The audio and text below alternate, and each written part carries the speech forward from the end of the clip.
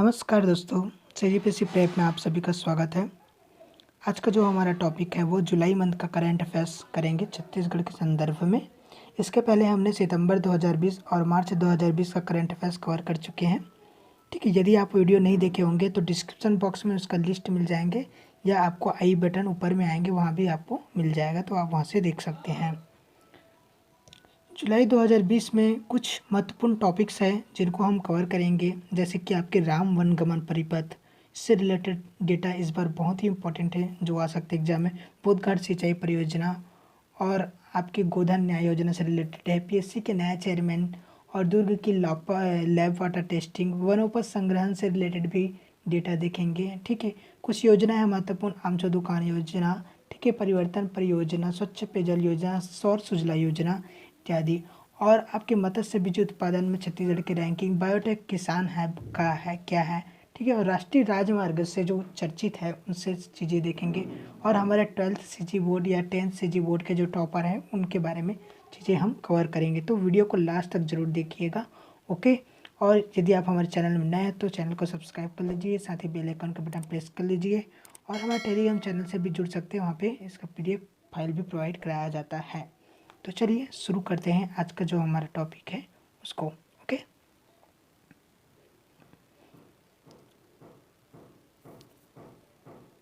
जुलाई 2020 का टॉपिक पढ़ेंगे हम।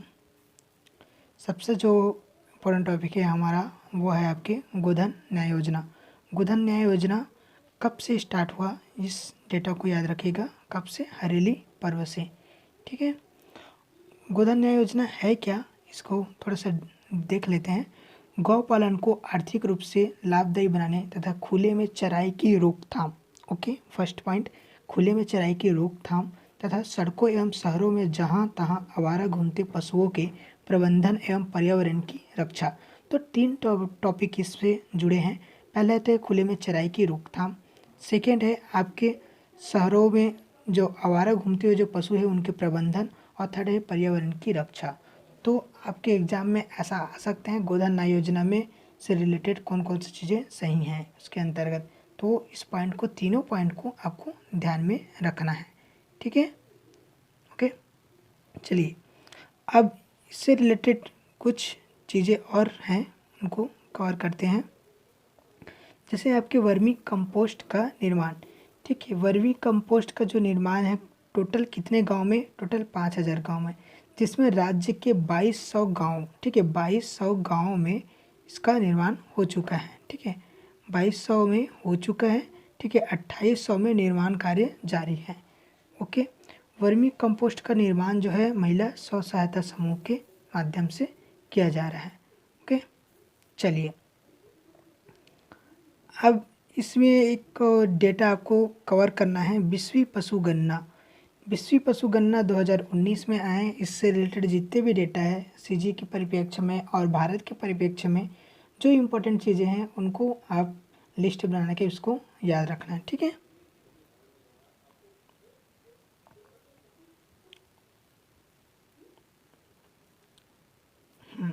नेक्स्ट है आपके मुख्यमंत्री की रैंकिंग, भूपेश बघेल को दूसरा स्थान। क्योंकि इसमें भूपेश बघेल को किस चीज़ में, मतलब कौन से संस्था द्वारा ये रैंकिंग जारी किया गया इसके बारे में इसमें नहीं दिया गया है। ठीक है, ये जो है मुख्यमंत्रियों में दूसरा स्थान पर है। छत्तीसगढ़ की 81.06% जनता ने मुख्यमंत्री के कामकाज और उनकी जनहितैषी नीतियों को पसंद किया है। तो ये डेटा कौन जारी किया गया है, इससे रिलेटेड क्वेश्चन मेंशन के साथ आएंगे, तो इसको ध्यान में रखना है। ठीक है, आप कमेंट करके हमें बताइए कि ये जो डेटा है जो मुख्यमंत्री की रैंकिंग दूसरे स्थान, इसको कौन जारी किया गया है। ठीक है, ओके, आपके लिए एक होमवर्क है, कमेंट कीजिए। ओके, पीएससी के नए चेयरमैन के बारे में देखते हैं। नए चेयरमैन कौन है आपके? टॉमन सी सोनवानी पीएससी के नए अध्यक्ष हैं, 2004 बैच के आईएएस थे। ओके, अब ये जो टॉमन सी, अब इसके अलावा जो पीएससी के जितने भी चेयरमैन उसको देख लेते हैं। श्री मोहन शुक्ल, ठीक है, मोहन शुक्ल सबसे प्रथम चेयरमैन है। ठीक है, 2001 से 2004 के बीच। ओके, और दूसरे है आपके अशोक दरबारी। ओके, अशोक दरबारी का जो काल है वो 2004 से 2008। ओके, फिर है बीएल ठाकुर। बीएल ठाकुर का काल है 2008 से 2011। फिर है प्रदीप कुमार जोशी की कॉल है 2011 से 2015, और आर एस विश्वकर्मा 2015 से 2017 तक। और फिर है आपके के आर पिस्दा 2017 से 2020 तक। के आर पिस्दा के स्थान पर अब आ गए हैं आपके टॉमन सी सुनवानी, तो याद रखिएगा। ठीक है, आयोग के वर्तमान सदस्य के अध्यक्ष कौन हो जाएंगे? टॉमन सी सोनवानी। और उनके सदस्य भी याद रख लीजिएगा, शिव नारायण पांडे, ठीक है, सुकृत लाल साव और डॉक्टर मोतीलाल भास्कर और श्रीमती पुष्पा साव। ओके, ठीक है। चलिए, दुर्ग की एक वाटर लैब है, ठीक है, जो पूरे देश में नंबर 1 है। ये काफ़ी दिनों से चर्चा में था ये वाटर लैब, तो इससे चीज़ें इसको देख लेते हैं। ठीक है, दुर्ग की पानी की जांच करने वाले टेस्टिंग लैब, ठीक है, इस साल भी देश में नंबर 1 है। ठीक है, अब दुर्ग देखे होंगे जो आपके भिलाई के जो नेहरू चौक है, ठीक है, और आपके दुर्ग जाने वाले जो हाईवे है, उनमें उनके बीच में एक वाटर लैब पड़ते हैं, उसी वाटर लैब के बारे में है ये। ओके, ये जो वाटर लैब है ना, ये डैशबोर्ड में से शो किया गया है। ठीक है, 5200 सैंपल की जांच की जाती है। स्थापना के बाद से यह लैब जो पूरे देश में नंबर 1 बनी है। इसका कारण यह है कि यहाँ पर अमेरिकन तथा भारतीय दोनों तरह का मापदंड का फॉलो किया जाता है। ओके, अमेरिकन और भारतीय दोनों तरह के मापदंड के इसको फॉलो किया जाता है, इसलिए यह नंबर 1 में है। ओके, बस इतना पॉइंट याद रखना है। कहाँ की वाटर लैब है? दुर्ग की वाटर लैब है। ओके, चलिए, लघु वनोपज संग्रहण से रिलेटेड है। लघु वनोपज संग्रहण रैंकिंग में बस्तर संभाग अव्वल में है। ठीक है, बस्तर संभाग की रैंकिंग है इसमें। कि छत्तीसगढ़ राज्य लघु वनोपज सहकारी संघ की रिपोर्ट के अनुसार वन मंडलों, ठीक है, वन मंडलों की वनोपज संग्रहण लक्ष्य एवं प्राप्ति रैंकिंग में प्रारंभिक 10 स्थान में बस्तर संभाग के 9 वन मंडल, मतलब जो प्रारंभिक 10 स्थान में बस्तर संभाग के 9 मंडल का स्थान है। ठीक है, रैंकिंग में प्रथम स्थान आपके नारायणपुर है, द्वितीय में आपके दंतेवाड़ा है। इसको याद रखिएगा, इससे रिलेटेड इतनी ही चीज़ें हैं। ओके,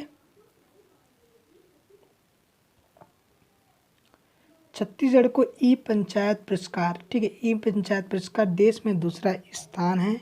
ओके, सूचना एवं संचार तकनीक ICT, information and communication technology के प्रभावी उपयोग के लिए, ये जो क्षेत्र है इसको याद रखिएगा, ICT information and communication technology के प्रभावी उपयोग के लिए छत्तीसगढ़ का चयन भारत सरकार के पंचायती राज मंत्रालय ने ई पंचायत पुरस्कार के लिए किया है। ओके, क्या है टॉपिक हमारा? छत्तीसगढ़ को ई पंचायत पुरस्कार देश में कौन सा दूसरा स्थान, किस क्षेत्र में? ICT information and communication technology के क्षेत्र में। ओके, मत्स्य बीज उत्पादन से रिलेटेड डेटा आया है। मत्स्य बीज उत्पादन में छत्तीसगढ़ का देश में कौन से स्थान पे? 6वां स्थान है।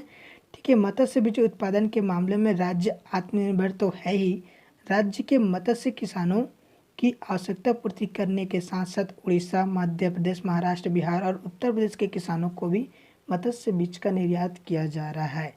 तो इस तरह आपको ध्यान में रखना है। मत्स्य बीज उत्पादन में आपके छत्तीसगढ़ कौन से स्थान पे है? देश में 6वां स्थान पे है। मुख्य डेटा यही है, इसको ध्यान में आपको रखना है।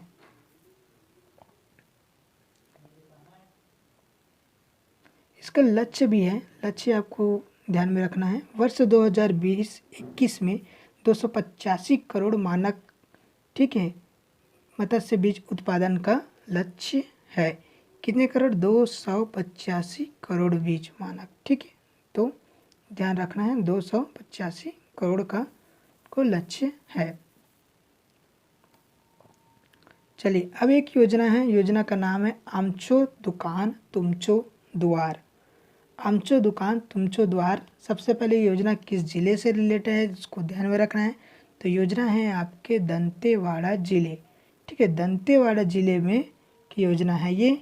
और ये योजना में है क्या? दैनिक उपयोग की सामग्रियों की पूर्ति अब स्थानीय स्व सहायता समूहों के महिलाओं द्वारा की जाएगी। नाम याद रखना है, आमचो दुकान तुमचो द्वार, नाम से स्पष्ट है। कौन सा जिला? दंतेवाड़ा जिला। ओके,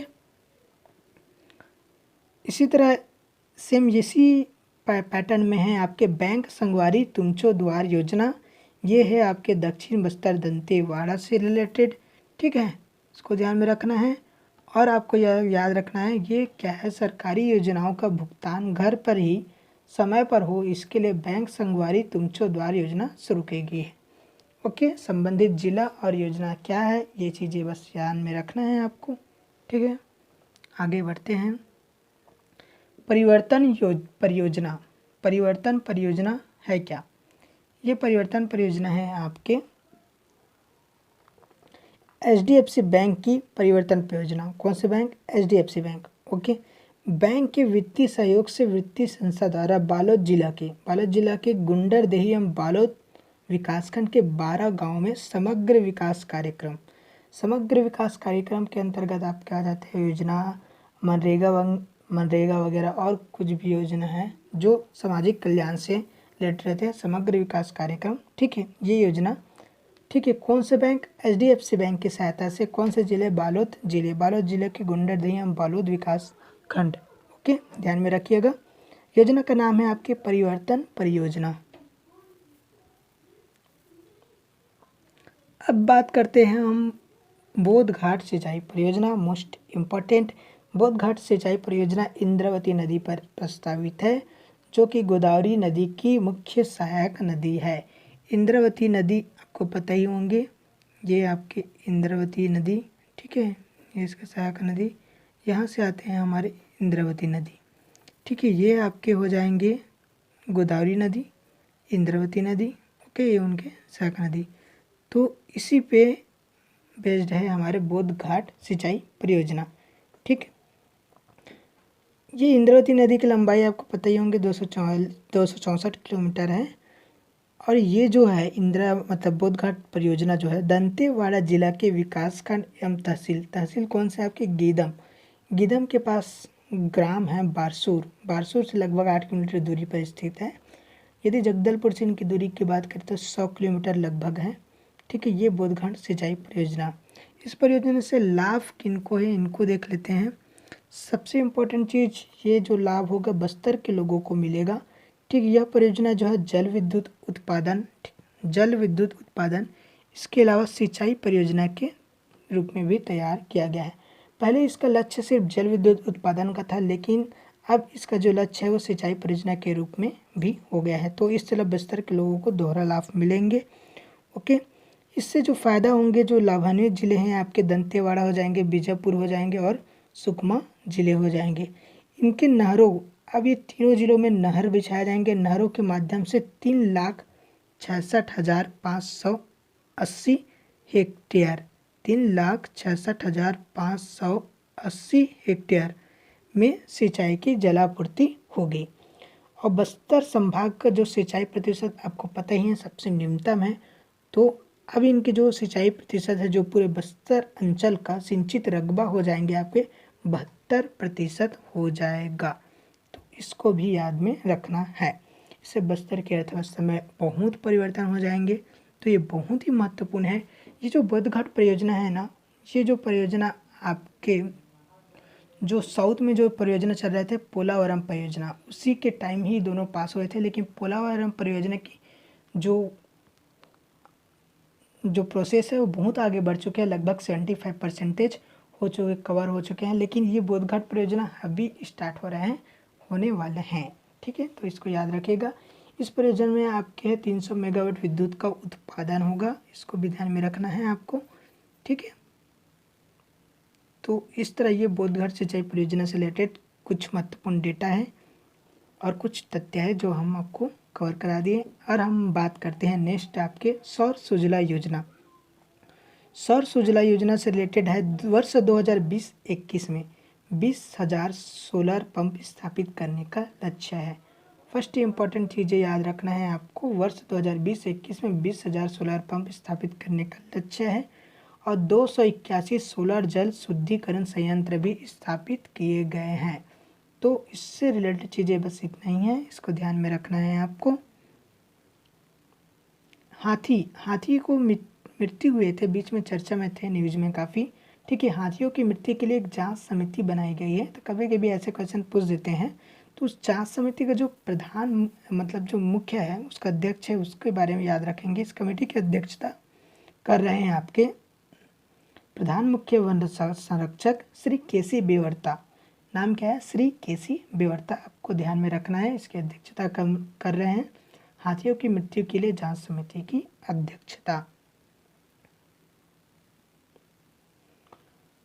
31 लघु वनोपजों की होगी खरीदी। ठीक है, राज्य में 31 लघु वनोपजों की अब होगी खरीदी।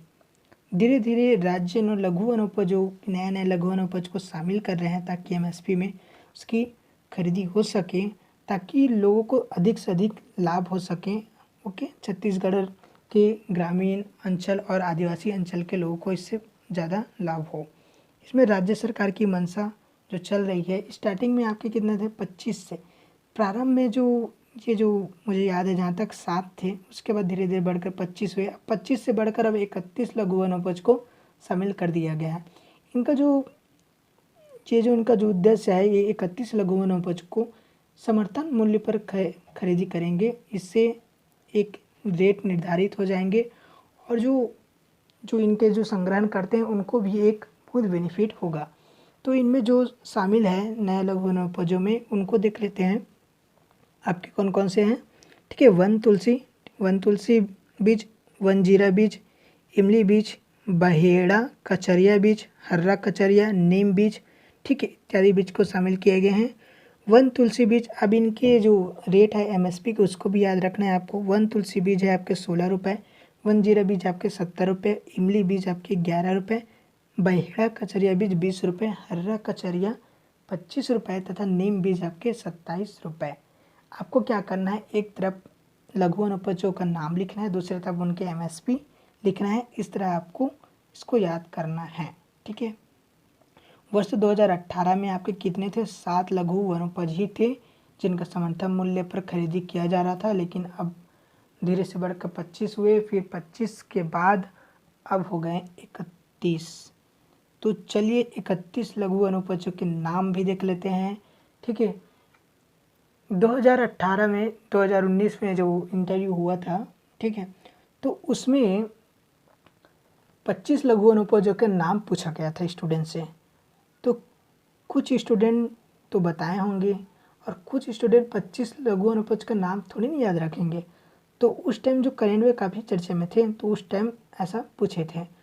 तो ये इंटरव्यू में भी पूछा जा चुका है, लेकिन ये जो इंटरव्यू चीज़ें रहते हैं वो करेंट से ही रिलेटेड रहते हैं। मतलब जब आपका इंटरव्यू रहता है उसी टाइम का जो करेंट में जो चल रहा होता है उसी दिन का ये पूछते हैं। तो जब भी आप इंटरव्यू में जाओगे तो उस दिन के पूरे न्यूज़पेपर को अच्छे से पढ़ के जाना है आपको। ठीक है, तो चलिए लघु वनोपज में कौन कौन शामिल है इसको भी देख लेते हैं थोड़े से। 25 लघु वनोपजों में साल बीज, हर्रा, इमली बीज, चिरौंजी, गुठली, महुआ बीज, कुसमी लाख, रंगनी लाख, कालमेघ, बहेड़ा, नागरमोथा, कुल्लू गोंद, पुआड़, ठीक है, बेलगुदा के बेलगुदा और आपके शहद फूल, फूल झाड़ू, महुआ फूल, ठीक है, जामुन बीज, कांच बीज, धवई फूल, करंज बीज, बायबडिंग, आंवला बीज, फूल इमली, गिलोय तथा मलवा की खरीदी की जा रही है। राज्य सरकार द्वारा आ रहे आपके कुसमी लाख, रंगनी लाख और कुल्लू गेंद की भी खरीदी की जा रही है, जिसमें अतिरिक्त प्रोत्साहन राशि भी दिया जा रहा है।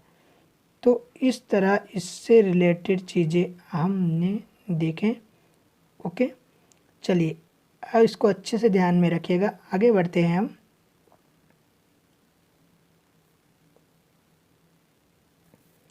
छत्तीसगढ़ में पेशा कानून। छत्तीसगढ़ में पेशा कानून क्या है? पेशा कानून पंचायती राज से रिलेटेड है। इसका जो फुल फॉर्म हो जाएंगे आपके Panchayati Raj extension in scheduled area. Okay, क्या है पेशा का मतलब? Panchayati Raj extension in scheduled area. तो आपको ध्यान में रखना है Panchayati Raj extension in scheduled area PESA. तो पेशा कानून जो लागू करने की जो बात है उनको विचार चल रहे हैं यहाँ पे। ये जो जनजातीय समाज के हितों की रक्षा और वनांचलों में के विकास में उनकी सीधी भागीदारी सुनिश्चित करने हेतु बहुत ही महत्वपूर्ण है। बस इसको ध्यान में रखिएगा। इससे अभी चीज़ें अभी हुआ नहीं है, जब होंगे तो डिटेल में देखेंगे। हम बात करते हैं मुख्यमंत्री दर्पण वेबसाइट। वह दर्पण वेबसाइट क्या है? ठीक है, मुख्यमंत्री राज्य सरकार की सुराजी गाँव योजना। सुराजी गाँव योजना ओके, सहित अन्य फ्लैगशिप योजनाओं की नियमित मॉनिटरिंग कर सकेंगे आम जनों के लिए। ठीक है, देखिए योजना जो चलते हैं किसी लोगों को पता नहीं होते योजना के बारे में कि योजना में हो क्या रहा है और कहाँ तक की उनकी प्रोसेस है। तो सरकार चाहते हैं कि जितनी भी योजना है, जितनी भी फ्लैगशिप योजना है, जो उस गवर्नमेंट की जो महत्वाकांक्षी योजना है जैसे स्वराज्य गाँव योजना, तो उन सभी योजनाओं के बारे में लोगों को एक मतलब उनके पास एक चार्ट तैयार है कि इसमें ये हो रहा है, ये हो रहा है। तो इसके लिए एक वेबसाइट लॉन्च कर दिया गया है और इसके साथ ही इसका ऐप भी जारी कर दिया गया है। ओके, तो इसको ध्यान रखिएगा, ऐप का और वेबसाइट का नाम है मुख्यमंत्री दर्पण वेबसाइट। ठीक है, इतना ही याद रखना है। सुराजी गांव योजना के बारे में थोड़ा सा देख लेते हैं। सुराजी गांव योजना, ठीक है, नरवा गरवा घुरवा बाड़ी जिसके अंतर्गत आते थे। ठीक है, कब हुआ था स्टार्ट इसका? 2 अक्टूबर 2019 को। ठीक है, इस योजना में आपके शामिल थे सुराजी गांव योजना में मुख्यमंत्री शहरी स्लम स्वास्थ्य योजना, मुख्यमंत्री सुपोषण योजना, मुख्यमंत्री हाट बाजार योजना, क्लिनिक योजना, मुख्यमंत्री वार्ड कार्यालय योजना इत्यादि चीज़ें शामिल थे। ये ध्यान में रखना है आपको। चलिए हम अब बात करते हैं मोस्ट इम्पॉर्टेंट चीज़ें हैं जो है हमारे आपके राम वन गमन परिपथ। राम वन गमन परिपथ में धमतरी जिले में 16 स्थान जो चिन्हांकित किए गए हैं। समय समय पर राम वन गमन परिपथ पूरे साल भर चर्चा में रहे हैं, जिनमें नए नए स्थान चिन्हांकित किए गए हैं जो कि आपके पुरातात्विक एवं पर्यटन के लिए बहुत ही महत्वपूर्ण है। उन सभी चीज़ों को लिस्ट बना के आपको याद रखना है, एक भी पॉइंट आपको छोड़ना नहीं है। कहीं ना कहीं किसी भी एग्जाम में वहाँ से पॉइंट आएंगे और पर्यटन से क्वेश्चन आपका बनेगा तो राम वन गमन परिपथ से ही बनेगा। तो चलिए देखते हैं, ध्यान से सुनिएगा। ओके, मगल लोड विकासखंड को की ग्राम पंचायत नवागांव बुड़ेनी, नवागांव बुड़ेनी के अंतर्गत है आपके कौन से? कुलेश्वर महादेव का मंदिर। ठीक है, कुलेश्वर महादेव का मंदिर, ठीक है, याद रखिएगा, कुलेश्वर महादेव का मंदिर। ओके, और ये आपके धमतरी विकासखंड के ग्राम पंचायत रुद्री में रुद्रेश्वर महादेव मंदिर। ओके, उसके याद रखना, नगरी विकासखंड में ग्राम पंचायत सिहावा में श्रृंगी ऋषि आश्रम। ठीक है, सिहावा में श्रृंगी ऋषि आश्रम। और ग्राम पंचायत बांसपानी में आपके ठिमलीपारा में जो कर्क ऋषि आश्रम है, इसको भी याद रखना है। और आपके ग्राम पंचायत मुकुंदपुर में हरदी भाटा के अंतर्गत है। ठीक है, अगस्त्य ऋषि आश्रम। तो तीनों ऋषि का आश्रम याद रखना है आपके कौन कौन से? सिहावा श्रृंगी ऋषि आश्रम, ठेमलीपारा, ठीक है, कर्क ऋषि आश्रम, और हरदी भाटा, ठीक है, अगस्त्य ऋषि आश्रम। इसके अलावा एक और आश्रम है रतावा, रतावा में है आपके अंगीरा ऋषि आश्रम। तो ये ऋषि का आश्रम बहुत ही इंपॉर्टेंट है। और आपको याद रखना है ग्राम पंचायत मेचका। ठीक है, मेचका में हमें मुचकुंद ऋषि आश्रम, म से मेचका, म से मुचकुंद। ठीक है, और आपके करही में है, करही में है आपके गौतम ऋषि आश्रम। और ग्राम पंचायत सिहावा के डोंगरी पारा में ही है कुंभज ऋषि आश्रम। तो ये इम्पोर्टेंट ऋषि आश्रम आपको याद रखना है। साथ ही हमने बात की है कुलेश्वर महादेव मंदिर, रुद्रेश्वर महादेव मंदिर। तो ये जो पर्यटन क्षेत्र है इनको ध्यान में रखिएगा, इम्पॉर्टेंट हो सकते हैं, आपके एग्जाम में आ जाएंगे। लास्ट टाइम एसकेएफ 2016 का क्वेश्चन पेपर आप उठा के देखोगे तो उसमें आपको 4 क्वेश्चन छत्तीसगढ़ जीएस से, 4 क्वेश्चन तो पर्यटन से ही आ गए थे। तो सोचो आपका छत्तीसगढ़ जीएस में जिसमें 50 क्वेश्चन आना है, उनमें से 4 से 5 क्वेश्चन एक पर्यटन से ही आ गए। और हो सकता है इसी यहीं से उठा दे तो कितने महत्वपूर्ण हो जाते हैं 4 क्वेश्चन, मतलब आपका 4 दूनी 8, 8 अंकों का नुकसान। तो इसको ध्यान में रखिए। ठीक है, चलिए आगे देखते हैं। देखिए राम वन गमन पर्यटन परिपथ में, ठीक है, 9 स्थलों का चयन किया गया था छत्तीसगढ़ में। ओके, अब इनमें 9 स्थल में चयनित स्थल में भी जो कि बहुत ही इंपॉर्टेंट है, मोस्ट इम्पॉर्टेंट है आपके पर्यटन के लिए। ठीक है, आपको ध्यान में रखना है कौन कौन से हैं आपके? सीतामढ़ी हरचौका जिला कोरिया, ठीक है, रामगढ़ जिला सरगुजा, ठीक है, रामगढ़ के जिला सरगुजा, सिरवीनैना आपके जिला जांजगीर चांपा में है, तुरतुरिया आपके जिला बलौदाबाजार में है, चंदखुरी आपके जिला रायपुर में है, ठीक है, राजिम आपके जिला गरियाबंद में है, सिहावा का सप्तऋषि आश्रम आपके जिला धमतरी में अभी देखे थे, और जगदलपुर के जिला बस्तर, ठीक है, और ठीक है जगदलपुर जिला बस्तर में है, और रामाराम जो है ये है आपके जिला सुकमा में। तो ये 9 स्थान को पर्यटन परिपथ में शामिल करने के लिए चयन किया गया है। ठीक है, इसको भी ध्यान रखिएगा।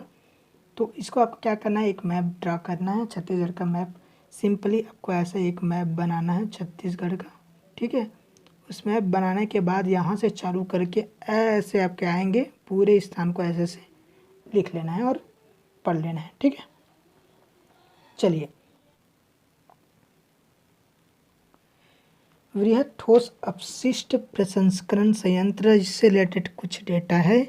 ये है जो रायपुर नगर निगम द्वारा, ठीक है, निर्मित है और ये सबसे बड़े ठोस अपशिष्ट प्रसंस्करण संयंत्र है। 500 टन कचरे का वैज्ञानिक पद्धति से निपटान किया जाएगा। तो ध्यान रखिएगा, कौन सा निगम? रायपुर नगर निगम। ओके। और है आपके बस्तर जिले के 106 ग्राम पंचायत भारत नेट परियोजना से जुड़ गए हैं। ठीक है, प्रथम चरण में जो बस्तर जिले के 106 ग्राम पंचायत को जोड़ा गया है, तो ध्यान रखिएगा। राष्ट्रीय राजमार्ग के बारे में देखेंगे। राष्ट्रीय राजमार्ग, ठीक है, जो चर्चित है आपके अंबिकापुर, भैंसामुड़ा, वाड्रफ नगर, ठीक है, धनगांव, भमनी, रेणुकूट मार्ग, ठीक है, इस लंबाई को 110 किलोमीटर की लंबाई है। और दूसरा है आपके रायगढ़ धर्मजयगढ़ मार्ग को राष्ट्रीय राजमार्ग घोषित करने का आग्रह किया गया है। राष्ट्रीय राजमार्ग क्रमांक 149 भी चापा कोरबा कटघोरा मार्ग जो है, ठीक है, और राष्ट्रीय राजमार्ग क्रमांक आपके 30 रायपुर से जो धमतरी जो चलते हैं वो, इनका निर्माण कार्य जो है नेशनल हाईवे के माध्यम से कराया जा रहा है। तो इससे रिलेटेड जो डेटा है उनको कवर करना है। तो इसमें जो मैंने आपको बताया, जैसे कि यहाँ पे दिख रहे हैं आपके कौन कौन से, ये जो राष्ट्रीय राजमार्ग है वो, ओके, जिसमें अंबिकापुर, भैंसामुड़ा, वाड्रफ नगर, धनगांव, भमनी, रेणुकूट मार्ग और आपके रायगढ़ से धर्मजयगढ़ मार्ग को इसको घोषित करने का आग्रह किया गया। बस इसी को याद रखना है। ओके, इससे रिलेटेड जो राष्ट्रीय राजमार्ग है उसमें डीप में नहीं कवर करा रहा हूँ, तो इम्पोर्टेंट नहीं है। ठीक है, आप इसका PDF फाइल देंगे जब तो उसमें से कवर कर सकते हो। अब बात करते हैं बायोटेक किसान हब के बारे में। बायोटेक किसान हब बस्तर, बीजापुर, सुकमा, दंतेवाड़ा, कोंडागांव, नारायणपुर एवं कांकेर, मतलब बस्तर जिले के 7 जिले बायोटेक किसान हब की स्थापना की जाएगी। ओके, 7 जिले में स्थापना की जाएगी। यह जो है भारत सरकार की कृषि एवं जैव प्रौद्योगिकी विभाग द्वारा परियोजना के तहत किया जा रहा है। ठीक है, तो याद रखिएगा, बायोटेक किसान हब बस्तर जिले के 7 जिलों में इसकी स्थापना की जाएगी, तो ध्यान रखिएगा। ठीक है,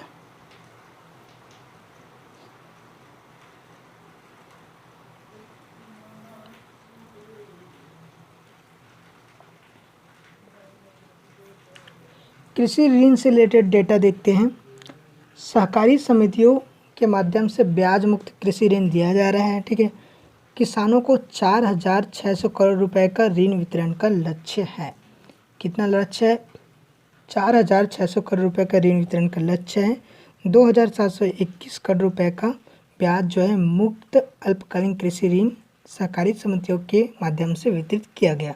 तो याद रखिएगा, 4,600 करोड़ का वितरण का लक्ष्य है और 2,721 करोड़ रुपए के ब्याज मुक्त अल्पकालीन कृषि ऋण वितरित किया गया।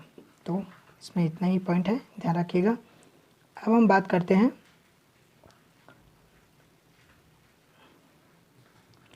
10वीं 12वीं की बोर्ड परीक्षा का परिणाम। हाई स्कूल जो परिणाम है उसका 73.62% और हायर सेकेंडरी का 78.59 परीक्षार्थी उत्तीर्ण हुए। तो हाई स्कूल 73 और हायर सेकेंडरी 78% पास हुए। इसको ध्यान रखिएगा। जो टॉपर है उनके बारे में देखते हैं। टॉप में है आपके 10वीं में आपके प्रज्ञा कश्यप, पूरे 100% अंक हासिल किए, तो इसलिए बहुत इंपॉर्टेंट हो जाते हैं। दूसरे नंबर में है आपके राजपूत प्रशंसा राजपूत 99.63 अंक के साथ दूसरे नंबर पे है। साथ ही हायर सेकेंडरी की बात करें तो हायर सेकेंडरी में आपके मुंगेली के जितेश वैष्णव 12वीं में 97.80 अंक मतलब परसेंटेज प्राप्त किए। तो ध्यान रखिएगा, कभी कभी टॉपर लिस्ट नाम भी पूछ देते हैं आपको, तो इसलिए आपको ध्यान में रखना है। अब एक अंतिम जो योजना है उसके बारे में देखते हैं, जो काफ़ी चर्चित में थे बीच में। रोका छेका अभियान। रोका छेका अभियान क्या है? गौठानों की व्यवस्था को सुदृढ़ बनाने के लिए राज्य सरकार द्वारा इसका पहल किया जा रहा है। ठीक है, रोका छेका अभियान क्या है? जो गांव में जो पशु है उनको रोक कर, ठीक है, उसका छेक कर ले जाके गौठानों में इसको ले जाना है, यही है इनका मुख्य उद्देश्य। तो रुका छेका किसी संपत्ति से आएंगे तो आपको ध्यान में रखना पशु सुरक्षा, पशु प्रबंधन से रिलेटेड है। ठीक है, तो ये चीज़ें हमारे आज के जुलाई मंथ का जो करंट अफेयर्स है इसमें जितने भी महत्वपूर्ण चीज़ें हमने कवर कर लिए। ओके, आपको पीडीएफ फाइल तो आसानी से मिल जाता है। ठीक है, आपके पास मैगजीन होंगे भी तो वहाँ से आप चीज़ों को और अच्छे से देख लेना। ठीक है, मैं जो जो टॉपिक ये कवर कराया हूँ उसमें जितने भी पॉइंट है उसको ध्यान में रखना है आपको। ओके, यदि आप वीडियो को अभी तक सब्सक्राइब नहीं किए होंगे चैनल को हमारे, तो चैनल को सब्सक्राइब कर लीजिए। मिलते हैं हम नेक्स्ट मंथ के वीडियो में। ओके, चलिए, धन्यवाद।